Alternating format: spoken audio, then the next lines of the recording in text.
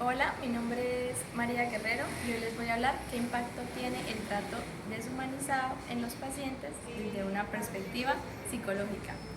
Como primero pues tenemos que tener en cuenta la serie Rachel, en donde podemos ver que en los profesionales de la salud, en el área en consideración de lo que era la autonomía y la identidad de los pacientes, ellos eran completamente imparciales con ellos, lo que hacía que los pacientes perdieran lo que era la propia identidad, o sea, no sabían quiénes eran y no sabían lo que era tomar decisiones. ¿Esto que provocaba en ellos? Esto provocaba que ellos sintieran sentimientos de lo que era impotencia, soledad y desesperanza, lo que hacía que generara un impacto negativo en lo que era su proceso durante la estancia en el hospital psiquiátrico.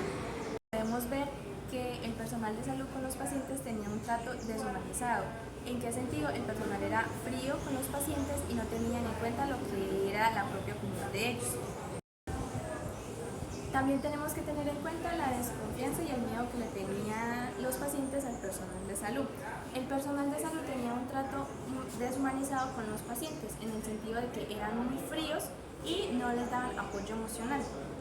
Esto nos podemos dar cuenta en el sentido de que al momento de realizar procedimientos no tenían en cuenta el consentimiento y también la manera en que al realizar los procedimientos, sea una lobotomía, ellos no tenían en cuenta las emociones y la parte física y la integridad del paciente. Desconfianza y miedo hacia el personal de salud. En la serie podemos ver cómo los pacientes se sentían bajo presión y con constante miedo a lo que era cuando los enfermeros o el médico les iba a realizar un procedimiento invasivo o para ellos era un procedimiento cruel. Esto que podía afectar, afectaba la parte psicológica de los pacientes debido a que les podía generar lo que era ansiedad, depresión y estrés postraumático, lo que genera tensión en el paciente y les daba mucho miedo al momento del procedimiento.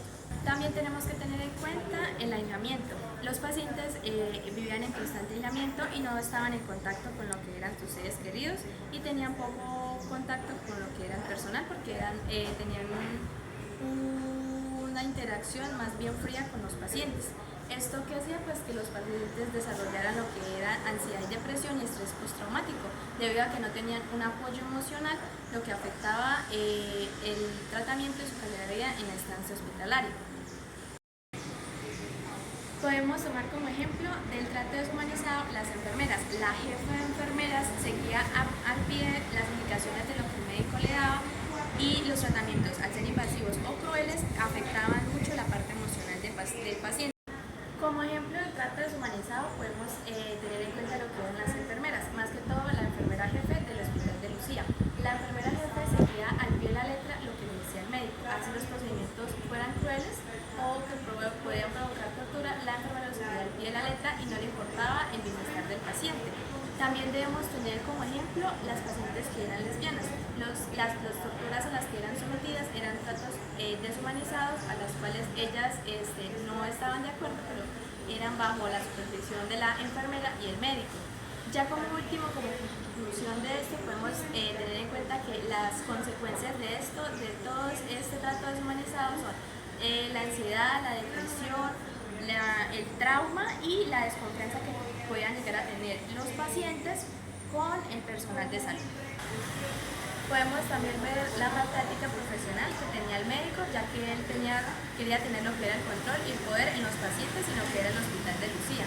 También debemos tener en cuenta el desarrollo del trastorno de la personalidad que desarrollaron algunos pacientes debido a lo que era el abuso y a los procedimientos invasivos o crueles que hacían en el hospital